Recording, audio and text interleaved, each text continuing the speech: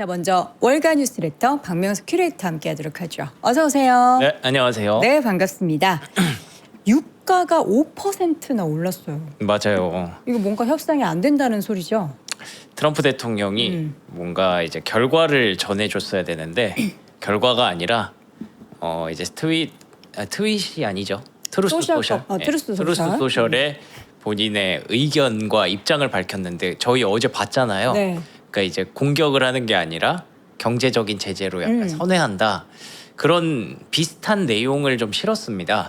근데 그 내용을 쭉 읽어보고서 느끼는 거는 아 진짜 이거는 미국이 어떻게 할 수 있는 상황이 아닌가 보다라는 게 좀 느껴졌어요.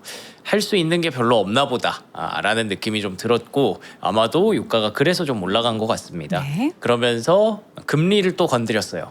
10년물 국채 금리가 또 4.7을 넘었습니다. 그러니까요. 예, 그래서 또 고점 트라이를 하고 있는 상황이고 이게 사실은 고용 보고서가 완전 쇼크가 나왔잖아요. 마이너스 23,000건.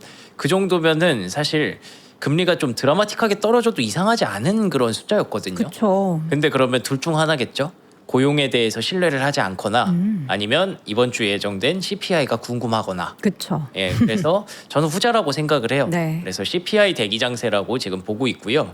근데 사실 CPI도 그렇게 부담스럽게 나올 것 같지는 않은데. 그렇죠. 우리가 유가의 7월 동향을 보면은 계속 60에서 70 왔다 갔다 했었잖아요. 네, 맞아요. 근데도 그거를 벌써 지금 시장이 금리로 두려워하고 있다는 건 그 이면에 아마도 다른 이슈가 좀 있지 않을까 싶습니다. 네. 계속 말씀드리는 턴 프리미엄을 내릴 수 없는.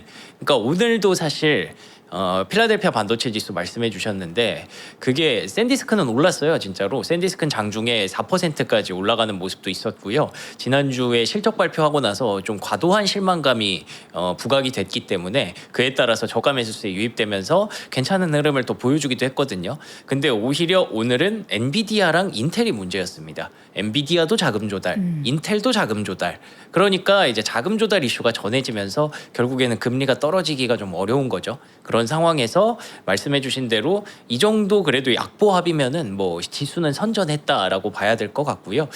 그래서 CPI를 거치면서 한번 또 자신감을 찾을 수 있을지 다만 그 자신감을 찾는다고 해도 금리가 급격하게 또 떨어지기는 조금 어려운 구간이니까 계속 이렇게 아슬아슬하게 시장은 좀 움직일 것 같습니다. 네. 자, 그래서 3대 지수 마감 상황 보시면요. 다우지수 0.1% 하락이고요. 나스닥 지수 0.3%, S&P 500 약보합입니다. 근데 뭐 아시는 것처럼 지난주까지 다우지수와 S&P 500은 종가 기준 사상 최고치 경신 랠리를 달렸기 때문에 이번 주 월요일 들어오자마자 어느 정도 조정이 나오겠다라는 건 많이들 생각하고 있었는데 그게 이제 금리와 유가가 또 트리거가 됐다라고 핑계를 좀 걸 수 있는 상황이었죠. 그래서 장 초반에는 분위기 괜찮았다가 그게 이제 금리 이 정도고 유가 이 정도면 CPI까지는 보자라는 심리로 이동을 했던 것 같습니다. 그래서 S&P 500 섹터맵 보셔도 에너지 쪽이 빛나고 있죠. 헬스케어도 빛나고 있죠. 전형적으로 이제 유가랑 금리 올라갈 때 올라가는 그런 섹터가 상승했고요. 그리고 이게 좀 흥미로운 게 소프트웨어 쪽은 계속 좋아요. 그러니까요. 예. 원래는 이제 소프트웨어랑 하드웨어랑 AI 안에서 약간 좀 최근에 주도권 경쟁을 하고 있는 상황이잖아요. 네. 근데 저는 아직까지 그래도 주도력을 소프트웨어한테 100% 넘겨줬다 하드웨어가 그렇게 생각하진 않았거든요. 근데 이게 계속 이렇게 금리가 비싼 구간에서도 이렇게 올라오는 걸 보고 어떻게 해석해야 될까에 대한 고민이 최근에 좀 많아지고 있어요. 그러니까 아직까지는 상반기에 많이 눌렸고 하드웨어는 많이 올랐고 이 변수로 인해서 지금 하반기에 그 운명이 좀 갈리고 있다 정도인데 지금 이 정도의 기세가 만약에 CPI 끝나고 나서도 이렇게 지속이 된다면 그러면 이제는 주도력이 확실히 소프트웨어 쪽으로 쏠리는 거구나라고 판단할 수도 있는 변수기 때문에 그래서 여러분들이 CPI 그 발표되고 나서 그 결과와 그 AI 하드웨어 소프트웨어 섹터의 어떤 흐름을 연결지어서 보시면 좋을 것 같습니다. 네. 그래서 하반기에 어떤 섹터가 좀 더 주도력을 갖고 가느냐, 그거에 대해서 중요한 그런 체크 포인트가 될 것 같고요. 네. 자, 그리고 러셀 2000에서도 이제 움직임들 보시면 에너지랑 헬스케어가 조금 더 좋았던 그런 모습들이 나타나고 있고요. 오일 가격 그래서 5% 올랐습니다. 82달러까지 올라가는 모습. 10년물 국채 금리 4.7%, 달러 인덱스 99.8 이렇게 다 올랐고요. 금값이 그래도 좀 올라가면서 이게 4,448. 요거는 그래도 약간 위험자산 선호 심리가 남아 있다라는 의미로도 최근에는 해석을 하잖아요. 그래서 약간 좀 위안이 될 것 같기도 한데 코인이 또 64,000달러대까지 빠졌습니다. 아무래도 금리에는 좀 쥐약이기 때문에. 그리고 오늘 실적 발표한 기업들이 대부분 성장주 계열이잖아요. 로켓랩 현재 시간에 2% 정도 하락을 하고 있고요.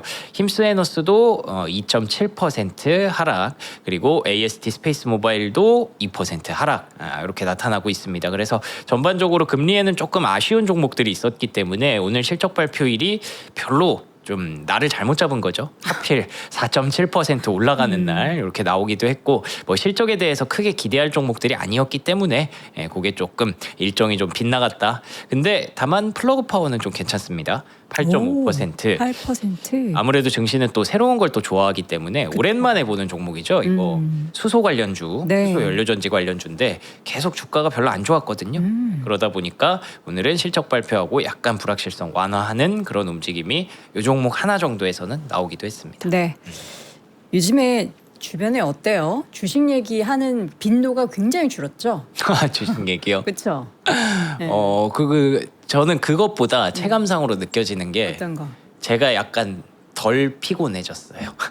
그게 이제 다 지표 중에 하나인데 맞아요. 우리가 막 되게 긴장하고 많은 맞아요. 소식들을 막 전해야 네. 되는 그런, 물론 이제 실적 시즌도 좀 이렇게 맞아요. 한 그것도 템포 있어요. 지나가긴 했지만 네.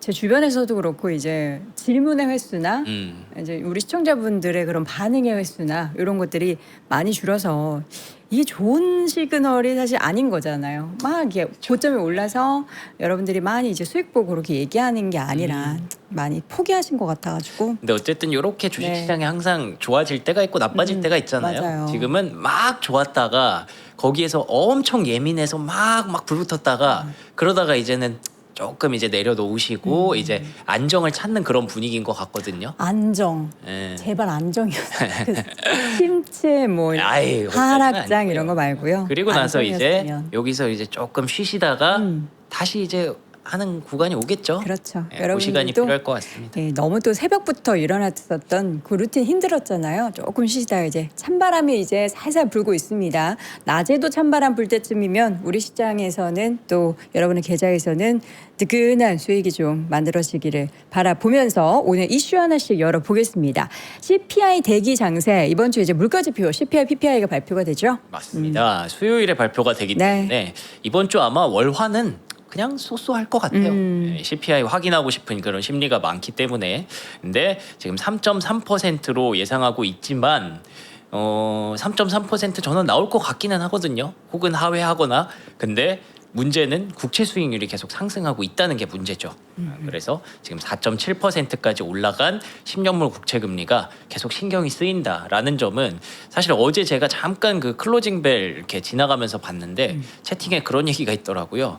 결국 미장 보고 단타치기, 이게 지금 시장에 굉장히 하나의 어떤 포인트라고. 미장에서 오늘 뭐 수소 올랐으면 네. 국장에서 그럼 뭐 광 올랐으면 그쵸. 광 관련 방통신 종목. 그런 거 많이 먹히니까. 그건데 이 정도의 금리면은 사실 어제까지는 금리가 좀 내려오는 구간이어서 코스닥이 급등을 했지만 오늘 같은 경우에는 그것조차 안 통할 수도 있거든요. 그렇기 때문에 요 금리가 계속 신경이 쓰이는 그런 상황에서 지금 거래가 좀 둔화될 가능성, 월화는 그거를 좀 염두에 두셔야 될 것 같고요. 그래서 지금 칼시 기준으로 트레이더들이 어떻게 예측하고 있는지를 보면 일단은 3.4 정도를 그 시장 컨센서스로 잡고 있거든요. 근데 3.3 정도 나올 것 같다라고 하는 게 50% 정도. 그리고 3.4 이상 나올 것 같다라고 생각하는 사람들은 많지가 않아요. 심지어 3.2 정도 나올 것 같다라고 생각하는 사람들도 있기 때문에 전반적으로는 컨센서스 하회하지 않을까라고 기다리고 있습니다만 계속 이런 얘기를 하죠. 뭐 해먹 총재도 오늘 또 금리 인상이 좀 필요할 것 같다. 조기에 금리 인상 단행하는 것이 낫겠다. 이런 얘기들을 계속 하고 있으니까 이게 참 어떻게 보면은 당황스럽죠. 왜냐하면 지난주 금요일에 우리가 고용이 완전히 박살난 걸 봤는데도 지금 금리 인상을 얘기하니까 좀 당황스러운데 앞서 오프닝에서 말씀드린 것처럼 둘 중 하나입니다. 네. 고용을 믿지 않거나 그리고 물가에 대해서 여전히 부담을 갖고 있거나 근데 뭐 둘 다이지 않을까라고 생각을 하고 있고요. 그래서 울프 리서치에서는 아까 말씀해 주셨잖아요. 그 실적 시즌이 거의 마무리됐다. 그렇기 때문에 다시 이제 매크로의 시간으로 계속 들어가고 있다. 그래서 과연 S&P 500 지수가 사상 최고치를 깼지만 계속 이런 상승세를 유지할 수 있을지에 대해서는 조금 불확실하다. 그런데다가 지금 이란 이슈도 해결되지가 않고 있기 때문에 이런 것들 다 이겨냈던 거는 결국 실적 발표, AI 기업들의 실적이 좋았다라는 내러티브였는데 그게 이제는 실적 시즌이 거의 끝났으니까 그걸 덮기도 조금 어렵다라는 거고요. 그래서 CPI가 과연 어떻게 연준의 통화 정책으로 이어질지 이게 이번에 가장 중요한 포인트가 될 거고요.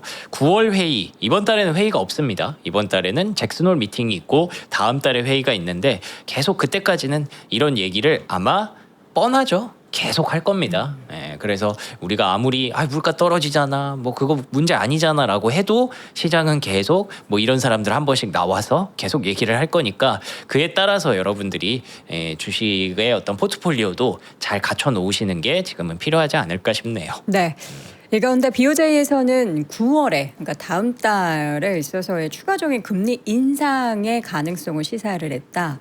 계속 이제 금리를 인상하려고 하네요, 일본은. 그런 것 같아요. 그래서 아마도 그 베센트와 트럼프가 미리 좀 그걸 알고 있기 때문에 네. 미리 좀 조치를 취한 것 같기도 하고요. 그래서 금리 인상을 하는데도 계속 엔화가 약세로 도니까 결국 그게 문제인 거잖아요. 그래서 금리 인상은 좀 불가피한 상황인 것 같고요. 뭐 물론 이것 또한 9월이라서 지금 당장 뭐 엔화를 괴롭히는 그런 재료는 안 되겠지만 미리미리 그래서 시장에 경고배를 좀 올려주는 거죠. 우리 이제 또 금리 인상 또 합니다. 준비하세요. 뭐 이렇게 되면은 시장에 큰 악재는 되지 않을 거라고 보는데 항상 이런 얘기 나올 때마다 뭐 엔캐리고 뭐고 그런 얘기 다들 긴장하시니까 알아두시면 좋다라는 점에서 말씀드렸고요. 그래서 미국이 좀 적극적으로 개입을 하고 있기 때문에 헤지 펀드들도 엔화에 대한 숏 포지션을 거의 다 청산하기 시작했다고 합니다. 그래서 결국에는 정부가 좀 이렇게 적극적으로 움직이면 불확실성을 많이 완화시킬 수 있다라는 거를 보여주고 있어서 계속 뭐 채권 시장은 계속 아슬아슬해요. 계속 이렇게 가면은 원래 같았으면은 지금 시장이 주식 시장이 완전 폭락을 몇 번은 했어야 되거든요. 근데 S&P 500은 계속 최고치잖아요. 네. 그렇기 때문에 그 두 가지의 변수에서 만들어지는 그 하모니가 생각보다는 그렇게 막 긍정적으로 움직이기는 지금은 조금 어렵다라는 걸 일단 전제로 깔고 가야겠죠. 네. 자, 유가의 5% 급등에 대한 이야기를 한번 해보도록 하죠. 네. 이게 어떻게 진행이 되고 있는 거예요? 우리 베센트는 그래도 좀 믿었는데 이제 벤센트 그러네요. 말도 못 믿겠어요. 일주일이 지나버렸네요. 그러니까요. 화수라고 분명히 얘기했었는데 분명히 내가 저기 우주 멀리 저 안드로메다까지 끌어오면서 시간을 줬는데 그러니까 이번 주까지 봐주자 했는데 아쉽습니다. 결국 다음 주가 됐네요. 네. 그래서 뭐 별 수 없이 트럼프 대통령이 어제 제가 그 기사 몇 개 이렇게 보여드리면서 이란에 대해서 공격적인 공세보다는 경제적 압박을 강화하는 방안을 고려하고 있다라고 얘기가 나왔었죠. 그래서 그 방안이 도대체 뭘까? 생각을 많이들 하고 있었는데 트럼프 대통령이 올린 그 트윗에 따르면 이란에 배상을 요구하고 있다. 왜 그러냐면 이란이 자꾸 피해에 대한 배상을 요구하고 있대요. 그렇죠. 그 전부터 이란은 이제 공격을 많이 받았으니까. 네. 근데 이해는 이, 눈에는 눈 잡힐 맞아요. 것 같아요. 그래서 이거 뭐 한 번도 우리한테 언급된 적이 없는 사항이다라고 하면서 근데 이거 흥미로운 발상이야. 왜냐하면 나도 이 우리 미국의 어떤 희생자 유가족에게도 배상이 이루어져야 되기 때문이지. 근데 그게 이제 이번 전쟁이 아니라 지난 맞아요. 50년 맞아요. 한꺼번에 영수증을 청구하겠다. 5만 2천 명이 이게 갑자기 숫자가 엄청 커지잖아요. 그러니까 뭐 시위하다가 사망하신 분들 네, 네. 그런 유가족들한테도 배상을 좀 해야 된다라는 얘기를 하는 걸 보면 이게 그 말했던 그 경제적 압박인가? 이게 실효성이 있나라는 생각이 우선적으로 들고, 그리고 레바논, 시리아, 예멘, 가자지구 주민들에게 입힌 피해와 사망에 대해서도 책임을 져야 합니다라고 하는 걸 보면 지금 뭐 딱히 할 수 있는 게 별로 없어 보인다라는 게 좀 여러분들도 느껴지실 것 같습니다. 그래서 계속 이게 트럼프 대통령에게는 좀 불리하게 돌아가고 있는 것 같아서 어떻게든 뭔가 좀 약간 덮고 싶은 것 같기도 하고, 시장에 이슈가 안 되는 걸 원하는 것 같기도 하고, 그런데 유가가 이런 걸 보고 또 올라갔기 때문에 거기에 대해서 또 어떻게 대응할지가 또 궁금해지기도 하고 참 골치 아프네요. 네. 근데 이란은 이제 호르무즈에 대해서 뭐 전쟁 이전으로 돌아가지 않는다라고 명확하게 천명을 하고 있는 그런 상황이고요. 해상 교통량은 지속적으로 좀 악화가 되고 있대요. 금요일 15건에서 11건, 일요일에는 6건으로 감소했다. 뭐 거의 지금 확실하게 그 통제권이 이란이 잡고 있는 상황이라고 보시면 되죠. 그 와중에 전략적 비축유도 첫 3억 배럴 하회라는 이슈가 나오고 있어서 시장에 유가에 대한 부담감을 계속 안겨주는 그런 이벤트들이 되고 있습니다. 네. 전략 비축류가 저렇게까지 죄송합니다. 많이 빠진다라는 것은 굉장히 미국 입장에서도 압박일 텐데 과연 이걸 또 어떻게 타개하게 될지가 관건이 될 것 같습니다. 자, S&P 500에 대한 목표치 각 IB 쪽에서 여러 가지 나오고 있는데 CFRA에서는 8,650으로 올렸어요. 그러니까 이게 사상 최고치를 지난주에 경신하고 오니까 네. 지난주에 S&P 500은 진짜 뭐 파티 분위기였잖아요. 그러다 보니까 이제 상향하는 그런 증권사들도 이렇게 나오는 건데, 반면에 또 여기까지 왔으면 좀 쉬어갈 것 같은데 라고 생각하는 증권사들의 의견도 있어서 그 두 가지를 한번 엮어봤는데요. 말씀해 주신 대로 CFRA에서는 8,650포인트까지 상향을 했습니다. 7,730으로 두고 있다가 8,650까지 상향을 한 거는 뭐 7,700 거의 왔으니까, 그래서 이제 높인 거고요. 올해 기준으로는 8,050포인트까지 높였습니다. 근거는 다 똑같죠. 뭐 기업 실적이, AI 기업들의 실적이 주식시장을 지속적으로 뒷받침하고 있기 때문에, 다만 인플레이션 긴축 우려, 이래서 정점에 가까워지고 있다는 우려도 있는 거는 뭐 무시할 수 없다라고 보고 있고요. 그래서 지금 헤지펀드가 급격하게, 그러니까 지난주에 급격하게 시장이 올라온 건 헤지펀드의 강한 매수세가 있었습니다. 이거는 뭐 그 레오폴드 사태와도 연관이 좀 되는 부분이죠. 2주 연속으로 글로벌 주식을 강하게 매수하면서 급격한 위험 회피 움직임, 7월에 있었던 그 위험 회피 움직임을 다 되돌렸다. 그래서 아마도 많은 분들이 이번 8월 초 들어서 급격하게 한 뭐 절반 정도는 회복이 되지 않았을까.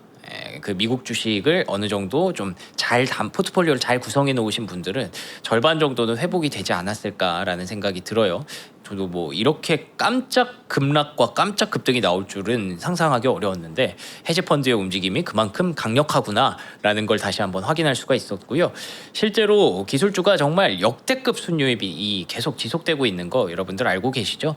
지난 한 10년간 보지 못했던 테크 쪽으로의 역대급 순유입이 지속되고 있기 때문에 결국에는 기술주의 움직임은 변동성도 커지고, 그리고 그만큼 매력도 남아있다라고 봐야 될 것 같습니다.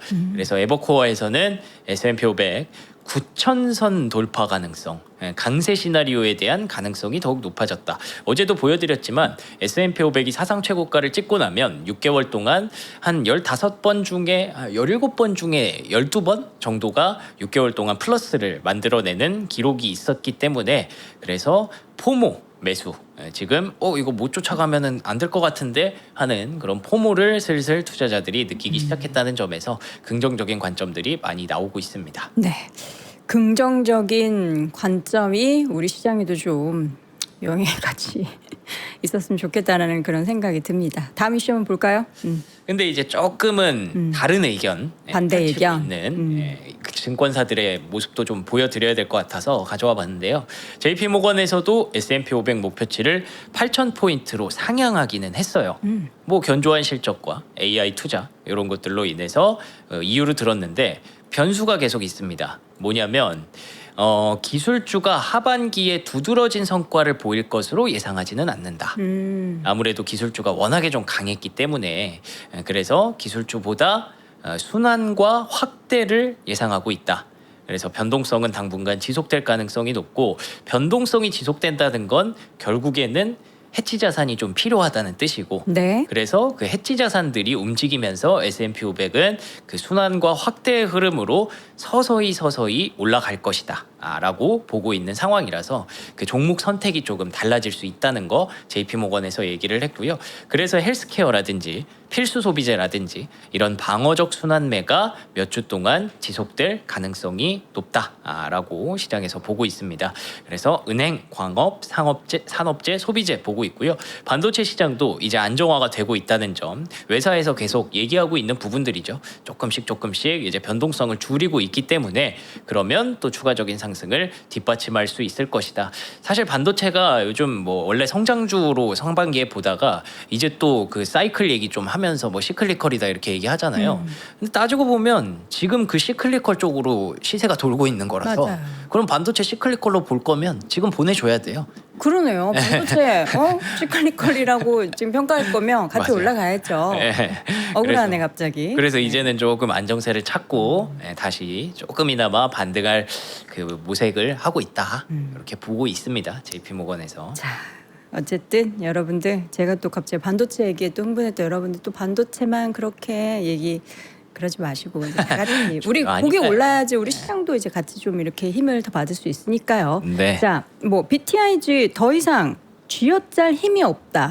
이거 무슨 말이에요? 그러니까 지금 짠해서 신고가를 깼다는 거죠. S&P 500이. 아, 지금 올라가는 게. 네. 그래서 아까 JP모건도 뭐 올라갈 수 있지만 계속 이제 순환이 나오면서 올라갈 것이다라는 관점이잖아요. 네. 그래서 BTIG도 지금 사상 최고치 2021년 말에 급등했을 때랑 유사하기 때문에 그래서 지금은 돌풍이 조금 꺾일 가능성이 있다. 좀 쉬었다 갈 것이다. 그러니까 보통 신고가 돌파하면은 저런 얘기가 늘 나오잖아요. 맞아요. 네. 그렇기 때문에 우리가 사실 뭐 물론 경계감도 좀 필요하긴 하겠지만 그렇다고 겁먹을 필요는 그럼요. 없는 것 같습니다. 네. 자, 특징주 볼게요. 엔비디아가 어제 좀 하락했는데 이것도 뭐 투자 얘기하는 게 순환금융 뭐 순환출자 얘기 또 나오더라고요. 와, 근데 이거는 뭐 엄청 대형 프로젝트예요. 5천억 달러 이거 얼마예요 우리나라 돈? 5천억 달러인데다가 여기 같이 들어가는 그 금융사들이 네. 아폴로, 블랙스톤, 블랙록, 골드만삭스, KKR 이거는 하겠다는 거잖아요. 네, 다 같이 이렇게 한번 해보자라는 되게 큰 이벤트를 짜고 있는 거거든요. 709조입니다. 야. 5천억 달러가. 근데 이게 조금 흥미로운 건 엔비디아가 돈도 많은데 일단 이렇게 금융사들을 같이 달고 들어간다라는 점이고 그리고 이 파이낸싱이라는 건 기본적으로 이렇게 많은 금융사들이 같이 합류하는 거면 뭐 선두에 있는 기업이 JP모건이라든지 뭐 모건 스탠리라 이래야 되는데 엔비디아가 이렇게 끌고 들어간다는 것도 약간 상당히 지금 시장에서는 이례적인 판단이다라고 보고 있더라고요. 그래서 이거를 되게 큰 이벤트 중에 하나로 시장에서는 인식을 하고 있는데 어쨌든 결국에는 자금 조달이라는 것에는 다르지 않다는 점에서 시장은 오늘 금리도 올라가는데 하필이면 또 이 이슈가 딱 이렇게 나오면서 그게 합쳐져서 엔비디아와 반도체의 주가를 좀 밀어내렸다라고 보시면 될 것 같고요. 결국에는 부채를 늘리는 추세에 따른 것이다. 뭐 골드만삭스도 있네요. 같이 들어가 있네요. 그러면서 주요 고객사들이 GPU를 구매하고 데이터 센터를 구축하고 장기 전력 공급 확보에 필요한 자금을 조달하는데 도움이 될 수 있다. 이러면 오늘 투자 계획이 발표될 수 있다. AI는 역사적인 규모의 부채 발행을 계속 촉발하고 있다라고 하는 거죠. 저 맨 마지막 줄에 우리는 이제 형광펜을 끄게 되죠. 맞아요. 부채 발행. 그러면서 반도체주가 주르르 흘러내리기 시작합니다. 근데 뭐 사실 하이퍼스케일러랑은 또 다른 얘기잖아요. 하이퍼스케일러는 프리캐시 플로우가 마이너스로 돌면서 지금 꽤나 오랜 기간 이런 대규모 투자들을 해왔는데 네. 엔비디아는 돈을 엄청나게 벌어놓고 하는 거라서 그래서 뭐 시장이 그렇게까지 크게 막 시장을 막 뒤흔들 정도의 그런 이슈로 보지는 않았는데 근데 어쨌든 이런 것들이 계속 겹치니까 약간 좀 예민하게 생각했던 것 같고 빠른 진화를 보여준다. 엔비디아는 더 이상 단순한 AI 하드웨어 공급업체가 아니라 이거는 진짜 뭐 큰 어떤 그림을 그리는 엔진으로 변모하고 있다라고 의미를 좀 부여하기도 했습니다. 그래서 전례가 없을 정도로 엄청나지만 필수적인 사업이기 때문에 엔비디아가 또 어떤 지분을 보유하게 될지는 비밀에 붙여져 있으나 어쨌든 이게 진행이 되면 시장에 많은 반향을 일으킬 것 같다라고 보고 있는 상황이고요. 그 와중에 또 인텔도 사실상 증자하는 거죠. 150억 달러 규모의 보통주를 공모한다라고 해서 이 두 개가 그냥 반도체를 싹 다 끌어내렸어요. 예, 그래서 요즘은 또 흥미로운 게 그거죠. 하이퍼스케일러가 차입을 계속해서 시장에 부담을 줬는데 돈 많이 벌었다는 반도체 기업들이 차입을 뭐 이런 것들을 하기 시작하니까 그게 또 이제 캐펙스가 좀 이렇게 내려가나 싶어서 그러면 이렇게 되면 장비주들이 수혜를 받나 하고 봤더니 장 초반에 장비주 강하다가 다 빨간불로 바뀌었더라고요. 그래서 일단은 지금 시장이 또 이쪽에서 부담감을 좀 안고 있는 그런 상황인 것 같습니다. 네, 광통신 관련한 종목들도 꽤 빠졌어요. 맞아요. 코에런트가 급락했네요. 네, 그래서 최근에 많이 빠진 종목들 중에서 이건 좀 알고 가셔야 될 것 같아서. 그러니까 어제 제가 그 채팅을 보고 나서 이걸 보고 이게 좀 뭐 광통신 뭐 단타 치시는 분들도 있겠구나 싶어서 어제 광통신주 급등했거든요. 엄청 올랐잖아요. 네. 네, 근데 오늘은 급락할 차례입니다.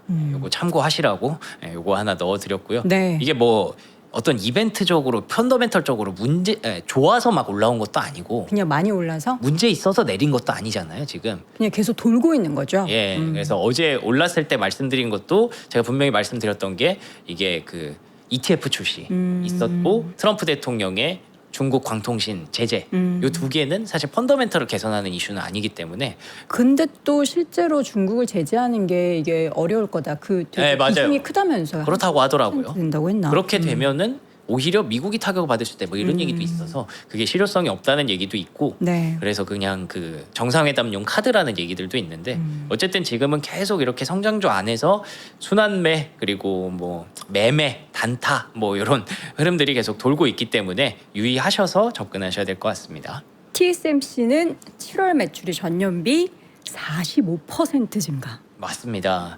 그래서 반도체가 다 안 좋은 얘기만 있었던 건 또 아니에요. 저렇게 대규모 자금 조달 이슈도 있었지만 TSMC는 7월 매출 전년비 45% 급증한 모습들이 나오고 있고요. 뭐 TSMC 매출 잘 나오는 거야 하루 이틀 이슈도 아니기 때문에 뭐 다 예상하신 그런 부분들일 것 같고 주가는 그래서 안 올랐어요, 사실은. 근데 안 올랐는데 저 지금 TSM 그 ADR 네. 주가 차트를 보고 있거든요. 우리나라 뭐 미국 반도체 관련한 종목들 엄청 내리막을 걷고서 조금 반등할 때 네. TSMC는 그렇게 많이 빠지지도 않았고요. 벌써 한 절반 정도를 회복했어요. 근데 그 얘기를 하면은 또 슬퍼지는 게 뭐냐면 왜요? 마이크론도 한번 보시면 마이크론 그렇게까지 많이 안 부담스럽게 빠졌죠. 많이 빠지지 않았어요. 각도를 보면은 네. 그러네. 네. 살짝 누웠네, 살짝. 예. 우리만 그러네, 우리만. 예. 근데 마이크론도 많이 올랐는데. 그렇죠? 예. 그렇습니다. 더 이상 뭐 할 말은 많지만 하지 않겠습니다. 네. 매출 내용 보죠. 더. TSMC 7월 매출 전년비 45% 네. 증가했고요.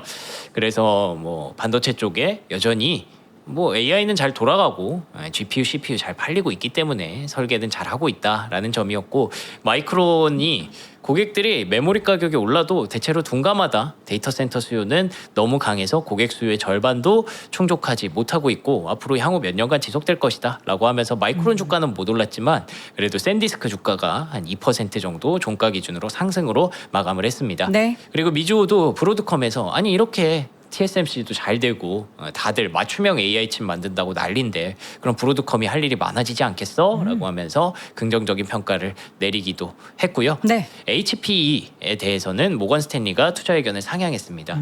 이게 HPE, 델, 슈퍼마이크로 컴퓨터 이런 기업들을 묶어서 보시면 되는데 네. 서버 만드는 업체라고 보시면 되잖아요. 근데 이번 주에 또 슈퍼마이크로 컴퓨터가 실적 발표가 있거든요. 근데 그거 앞두고 서버 쪽은 좀 괜찮아서 HPE도 주가가 좋았다라는 거 참고하시면 좋겠습니다. 네. 자, 이어서는 메타 이야기입니다. 네. 메타 어저께 소식도 되게 많더라고요. 네, 저커버그가 엄청 장문에 에세이를 썼어요. 뭘로요? 자기네 뭐 AI에 대해서. AI에 대해서 본인이 직접. 네. 그걸 전도 AI로 썼는 줄 알았어요. 아니 뭐 몰라요. AI가 네네. 써줬나? 그 6천 몇백 달러? 몇백 단어? 그 뭐 긴 건가? 얼마나 뭐 하시는지. 길더라고요. 네. 네, 대충 봤는데 네. 엄청 길고 그 메타가 뭐 future is for everyone, future is for everyone에서 약간 좀 느껴지지 않습니까? 어떤 거요? 미래는 어떤 특정 사람들을 위해서 주어지는 게 아니라 모두를 위한 예, 거다. 모두에게 주어져야 된다. 이 메타가 여러분들 제가 종종 요즘 말씀드리는 오픈웨이트 진영의 또 선두주자 중에 하나입니다. 예, 메타가 라마라는 LLM을 갖고 있고요. 네네. 그거는 이제 프론티어 모델에 대항하기 위해서 만들었다가 별로 그렇게 크게 영향을 받지 못했던 그런 아쉬운 그런 모델인데 그래도 저커버그가 메타 그 AI에 대해서 포기를 하지 않고 있잖아요. 그래서 오픈웨이트 모델이 반드시 필요하다. 그래서 긍정적인 미래를 건설하기 위한 메타의 철학과 가치에 대해 장문에 글을 썼다라는 내용이 나오는데 뭐 특별한 건 없어요. 보시면은 나중에 곧 모든 사람은 뛰어난 개인 에이전트를 갖게 될 것이다. 어떤 기기에서든 심지어 안경을 통해서도 에이전트와 상호작용할 수 있을 것이며 그리고 산업 거대 기업에서 기술 기업으로의 패러다임 전환 과정에서 규모는 축소될 수 있지만 오히려 그 뭐 일자리 감소를 의미하는 것은 아니다. 초지능 에이전트를 통해서 상당한 규모의 기업을 운영할 수 있는 소수의 사람들도 등장할 것이다. 그러니까 메타가 방향성을 잘 잡고 앞으로 갈 테니까 여러분들 응원해 주세요. 뭐 이런 얘기라고 보시면 되는데 그래서 이제 중요한 거는 오픈웨이트 모델, 뮤즈 글리머라는 걸 또 공개를 하면서 계속 오픈소스 쪽으로 본인들은 가겠다라는 의지를 밝혔습니다. 그래서 최근에는 오픈웨이트 모델이 좀 대세가 되고 있고 소프트웨어 쪽으로의 수급 쏠림이 오픈웨이트 모델이 대세가 되면서 나오는 그 타이밍이랑 되게 비슷하거든요. 그렇기 때문에 이런 얘기들이 시장에 영향을 계속 주는 내용이라서 계속 중간중간 말씀을 드리고 있고요. 네. 반대로 오픈 AI와 엔트로픽 그러니까 프론티어 모델에 대해서 우회적으로 좀 비판을 하고 있습니다. 약간 경쟁 아닌 경쟁이 계속 치열하게 나오고 있는데 여기서 오픈 AI랑 엔트로픽은 뭐 딱히 그 오픈웨이트 모델을 막 견제하거나 그럴 필요가 없다고 생각하는지 별 얘기를 안 하거든요. 왜 그런 거 있잖아요. 나는 너랑 급이 다르기 때문에 나는 그 NBA 이론 같은 거 혹시 아세요? 엄청 어떤 거요? 훌륭한 선수는 네. 저기 이제 아마추어 선수와 아예 그냥 대결조차 하지 않는 거예요. 그렇죠. 약간 그런 느낌. 그런 느낌인 것 같아요, 저도. 네. 네, 근데 엔트로픽이 이제 슬슬 상장을 준비하면서 또 어떤 모습을 보여줄까도 궁금하기도 하고 그리고 요즘 계속 뭐 보안인 때문에 뭐 자기들 거 개발하다가 뭐 중단한다 이런 얘기만 하고 있어서 과연 이들의 방향성이 어떻게 될지가 좀 궁금한데 이들이 방향성을 좀 보여줬을 때 저는 하드웨어도 좀 더 이제 움직임이 나올 수 있을 거라고 개인적으로 생각을 하고 있거든요.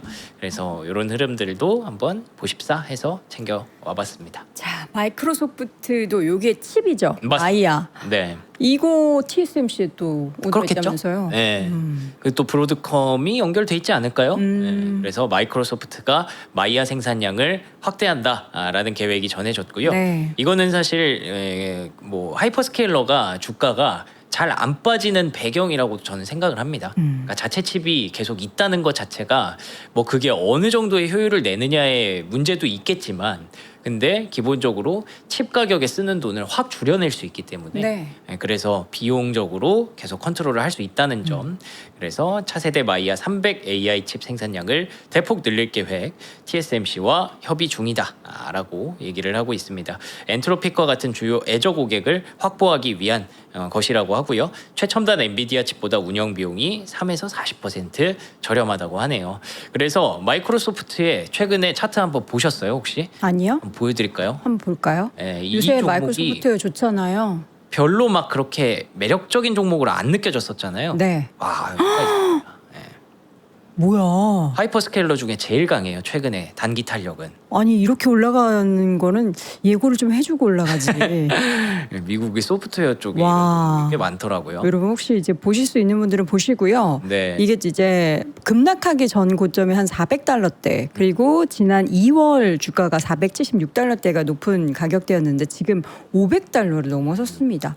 그 지난 실적 발표가 가장 큰 트리거였고 네. 그리고 나서 계속 이제 장점들을 좀 많이 봐주는 것 같아요. 네. 그래서 마이크로소프트가 계속 눌려 있었던 이유가 돈도 많이 쓰는데 너네 성과가 없어 아. 이거였는데 최근에는 이제 조금씩 성과를 만들어내고 있고 번스타인이 목표가를 상향한 배경은 사실 뭐 구매 의무가 생각보다 그렇게 크지 않다라는 부분이에요. 전력이랑 냉각장치 하드웨어 구매 의무를 갖고 있는데 그 이후에는 아무것도 없어. 그래서 그 돈 갖고 이제 클라우드 사업 지원하고 저렇게 마이야 개발하고 그럴 수 있기 때문에 사실 천천히 가서 가장 잘하고 있는 기업이야라고 번스타인은 보고 있더라고요. 그러니까 구글은 가장 앞에서 가고 있고 아마존은 구글을 좀 쫓아가는 느낌이고 마이크로소프트는 많이 처진 느낌이었잖아요. 근데 번스타인이 보기에는 마이크로소프트의 속도가 매력적이다라고 보는 거죠. 예, 그리고 그 뒤에 이제 애플이 있는 거고.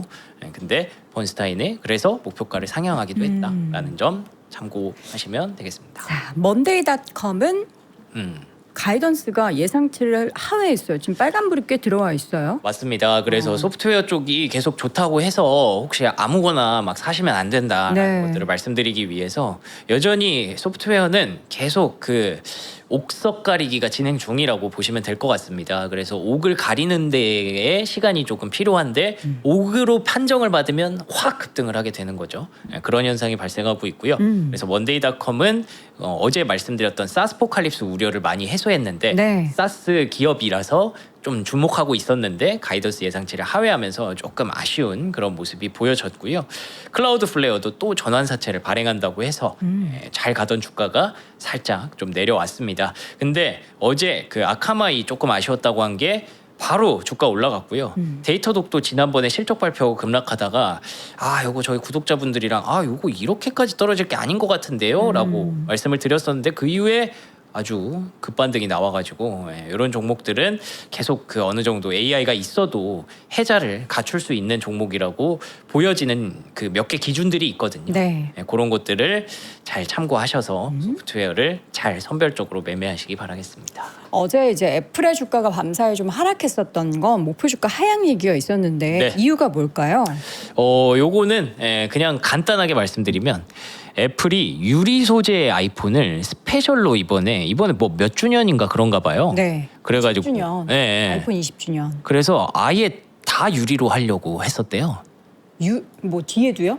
몰라요. 너무 잘 깨지는 거 아니에요? 모르겠어요. 나 지금 그거 액정 나와가지고. 강화 유리 하겠죠. 아직도 못 갈고 있어요. 액정. 그래서 이걸로 하려고 했는데 낮은 수율로 인해서 생산이 취소됐다. 메모리 비용이 높아지는 가운데 고가 아이폰 출시를 위한 노력에 큰 차질을 초래할 것으로 예상된다. 그럼 이런 프리미엄 폰 못 만들면 칩 가격은 비싸졌죠? 뭐 여기 그 창신 메모리랑 얘기하는데 거기랑 얘기가 잘 안 된다면서요? 근데 또 뭐 아이폰 들어가는 거 알고 또 뭐 어떤 거 뭐 테스트한다고 뭐 소식도 좀 있긴 하던데. 창신 메모리 거. 네네네. 뭐 계속 테스트는 하고 있다고 하더라고요. 테스트를 하고는 있대요? 예. 그럼 늦겠다는 거 아니에요? 근데 미국은 가격을 엄청나게 떨어뜨리지는 못할 거라고 하던데. 근데 미국에서 가격이 어찌 됐든 네네네. 하지 말라라고 하는데 테스트를 계속한다. 그게 아직 구속력은 없을 거예요. 뭐 발의만 됐었고, 네네. 그래서 통과는 안 된 거라서. 그렇군요. 그래서 지금 뭐 테스트는 계속 해보고 있는 거 같고, 어쨌든 그렇게 되면은 칩 가격은 높아졌고 창신 메모리도 싸게 주지는 않을 거라서, 그러면은 이런 프리미엄 폰 못 만들면 뭐 결국에는 마진이 떨어지는 거 아니야? 이렇게 보는 것 같더라고요. 그래서 제프리스가 이러면 목표가를 하향해야지 하면서 쭉 이제 주가가 밀렸다 정도로 보시면 될 것 같습니다. 네. 자, 요즘에 여러분 스페이스X의 기세가 와 놀랍습니다. 계속해서 상승세를 보이는데 지금은 이제 애프터마켓에서는 1% 정도 하락하는데 밤사이도 4%나 올랐어요. 네. 뭐 무섭게 올라가더라고요. 네. 지난주 금요일에 15% 급등을 했었고 그쵸. 간밤에도 4%가 올라갔는데 이제는 슬슬 또 개인 투자자들이 뭐 매매를 잘해요. 쭉 빠질 때 이렇게 샀다가 슬슬 매도세를 보이기 시작했다고 합니다. 단타하는 거예요? 그런 거죠. 사실 스페이스X 지금 길게 끌고 가기 좀 어렵잖아요. 계속 이제 매물 출회가 될 것으로 이미 예정된 일정들이 있기 때문에. 그렇죠. 그래서 지난주 금요일에 무려 450만 달러 어치를 매도했다. 있다라는 부분들이 확인이 됐습니다. 네. 그래서 뭐 급등을 했으니까 뭐 그때 아마 쇼커버도 막 깨면서 들어갔을 거기 때문에 그래서 그 타이밍에 좀 매도를 했다라는 의견이 있었고요. 도이체방크에서는 스페이스X가 지난 실적 발표 때 얘기했던 매출 목표 1,000억 달러 얘기를 했거든요. 그거 연말까지 충분히 가능해 보인다라고 하면서 긍정적인 관점을 줘서 뭐 스페이스X에 대해서 전망을 막 되게 길게 늘어뜨리면 뭐 5년 10년 후에는 분명히 여기 있는 주가는 저는 아닐 거라고 거의 확신하거든요. 근데 지금 단기적으로 상장한 지 얼마 안 됐고 변동성이 크기 때문에 접근을 조금 주저하는 분들이 많으실 텐데 근데 뭐 이런 목표 이런 것들은 뭐 계속 나올 거고 그리고 테슬라와 합병 이슈도 계속 세간의 화제가 될 거고 그래서 이슈는 많이 만들 거라 아마 거래 대금은 아마 계속 좀 증가하지 않을까라는 생각이 듭니다. 네. 그리고 스트래티지는 지난주에 비트코인을 또 매각했대요. 왜 자꾸 팔죠? 요즘 그 뭐 GPT 쓴다고 했잖아요.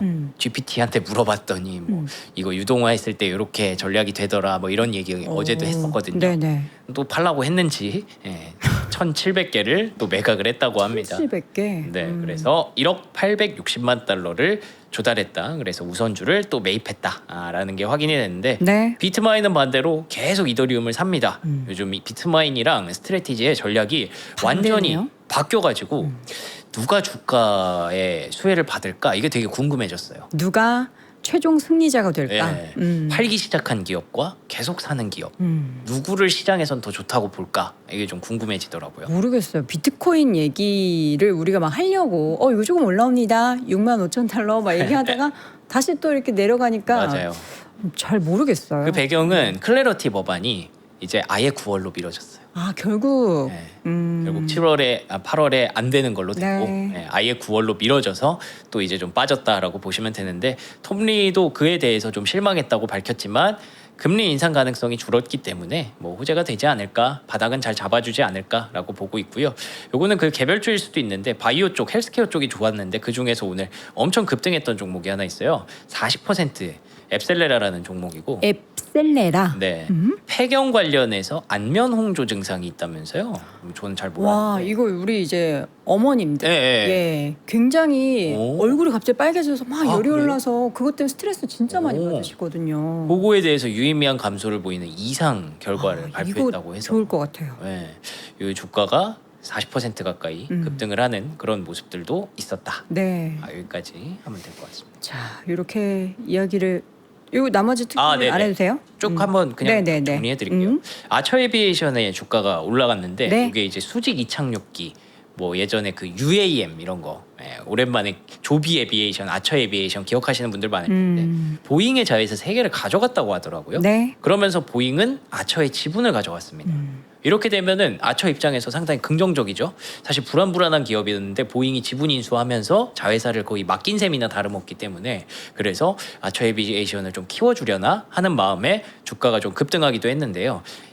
오늘 또 하필 실적 발표하는 날이었고 EPS가 예상치를 하회했습니다. 그러면서 주가는 시간 외에서 많은 부분들을 돌려내고 있다라는 점이고 이번 주가 대부분 이런 종목들이 실적이 좀 많아요. 로켓랩, ASTS, 우주 관련해서 뭐 빨강색 막 들어오죠. 그래서 주가가 최근에 내러티브로 좀 올라갔다가 네. 수급으로 올라갔다가 시간 외에서는 계속 일부 반납을 하고 있다. 그러네요. 힘스에너스도 마찬가지로 가이던스가 조금 아쉬웠던 부분들이 있었고 프리캐시플로우도 빨간불이 좀 들어왔네요. 근데 USA 레어어스 여기도 이제 오랜만에 들어보는데요. 히토류 기업이잖아요. 최근에 히토류 기업이 굉장히 좋거든요. 자꾸 미국이 중국에게 막 제재하니까. 제재를 하니까 히토류 주가가 MP 머티리얼스가 바닥권에서 많이 올라왔어요. 네네. 그래서 얘도 올라가고 있었는데 지금은 뭐 실적은 뭐 체크 포인트가 하나도 없죠. 그래서 좀 아쉬웠다라는 점에서 주가가 하락하고 있고요. 근데 그동안 뭘 엄청 많이 하긴 했더라고요. 히토류를 어떻게든 그 좀 미국도 한번 해보려고 뭐 어디서 뭐도 사고 투자 받아서 뭐도 했고 이런 걸 엄청 많이 발표를 했더라고요. 그래서 언젠가는 진짜 미국이 꿈꾸는 히토류 뭐 자급화 가능할까라는 생각도 좀 해보게 됐습니다. 네. 그리고 아까 잠깐 오프닝에서 말씀드렸던 플러그 파워 여기는 지금 시간 외에서 주가가 그나마 괜찮은 그런 종목이고요. 내일 슈퍼마이크로 컴퓨터 코어웨이브 루멘텀 이렇게 세 개가 또 그래도 나름 묵직한 종목들이 내일 이 시간에 실적을 발표하기 때문에 관심 있게 한번 지켜보면 좋겠습니다. 자, 이렇게 해서 밤새 있었던 내용들도 아주 야무지게 우리 명석 큐레이터님이 이야기를 해주셨고요. 우리는 또 살짝 이제 출출해질 시간이니까 떡갈비 한 접시 하고 가십시오. 삼원가든의 떡갈비 몇 장이죠? 24장. 요거 압구정에서 50년 전통의 정말 유명한 고깃집인데 여기서 또 제작한 떡갈비 한 장당 1,540원꼴로 준비했습니다. 떡상 가자 시장을 외치면서 떡갈비를 드시면 어떨까요? 12팩인데 그러니까 한 팩당 2장씩 들어가 있는 겁니다. 요거 그냥 살짝 데워서 드셔도 되고요. 여러분들이 이제 구워서 드셔도 되고 집에 저렇게 방금 보셨던 것처럼 석쇠와 또 이제 이렇게 불하실 수 있으면은 마당에 있는 분들은 저런 것도 함께 해서 즐겨보시면 좋을 것 같습니다. 한번 먹어볼게요. 이게 약간 지금 굽지 않은 거라서 익힌 거라서 저희는 그냥 전자레인지에 색깔이- 데웠어요. 네 맞아요. 그런데 맛은 기가 막힙니다. 이거 그냥 밥 위에 얹어 먹어도 맛있는데 맞아요. 모닝빵 같은 거 있잖아요. 그런 거 가운데 껴서 거기 뭐 양상추나 이런 거 좀 넣어서 먹으면은 햄버거가 완성이 되는 겁니다. 아이들 집에서 그런 거 해주셔도 너무 좋겠죠. 국내산 원육 사용했고요. 육즙이 꽉 차 있습니다. 맛있어요. 달달하고 맛있습니다. 든든하게 아침 식사 혹은 간단하게 여러분들이 식사하고 싶으신 분들은 핫딜 가격 37,000원에 저희가 준비했으니까 함께 해주시면 좋을 것 같고요. 저희가 오늘 청소기를 준비했어요. 여기 앞에 보시면 청소기 2대가 있는데 여기 보니까 2대 같이 주는 거예요? 맞아요? 2대 같이 준다고요? 아 그러네요. 여러분 2대 함께 구성입니다. BLDC 무선 청소기를 최초로 저희가 79,000원에 준비를 했는데 이거 2개 같이 주는 거 맞나? 오. 지금 물걸레랑 한쪽은 물걸레고요. 한쪽은 진공 흡입 모델입니다. 178,000원 이거 같이 드리는 겁니다. 아니에요? 각각 그러니까 함께 해주면 178,000원 각각이면 79,000원씩 인 것 같아요. 한번 상세 페이지 한번 볼까요? 요거 그러니까 무선 청소기 이쪽에 있는 게 무선 청소기거든요. 하얀 색깔. 요게 이제 7만 원대 준비를 했고 바로 옆에 있는 게 물걸레입니다. 요거 스탠드형 물걸레. 요거는 이제 99,000원이 추가되면은 여러분 2개 같이 함께 구성해서 178,000원에 구입을 하실 수 있는 구성입니다. 아, 나는 저거는 청소기- 진공 흡입 플러스 물걸레네요. 그럼 청소하면서 물걸레질도 같이 하는 거예요? 그런 거. 좋네. 여러분들 그래서 더 비싸네 99,000원. 청소기 필요하셨던 분들은 요거 함께 하시면 좋을 것 같은데 이게 원터치 먼지통으로 간편하게 세척하실 수 있고 강력한 BLDC 모터가 탑재된 그런 제품이고요. 핸디형으로 투인원으로 자유로운 또 전환이 된다라고 하니까 흡입 강력하게 또 무게는 굉장히 또 가볍다고 합니다. 필요하셨던 분들은 함께 하시면 좋을 것 같고 무선 청소기는 7만 원대 또 99,000원 추가 시 물걸레 진공 청소기도 선택 가능하니까요. 상세 페이지 통해서 확인해 보시기 바랍니다. 자 지금까지 우리 월가 뉴스레터 박명석 큐레이터와 함께했고요. 잠시 후에는 한상희 수석연구위원 모셔보도록 하겠습니다. 고맙습니다. 너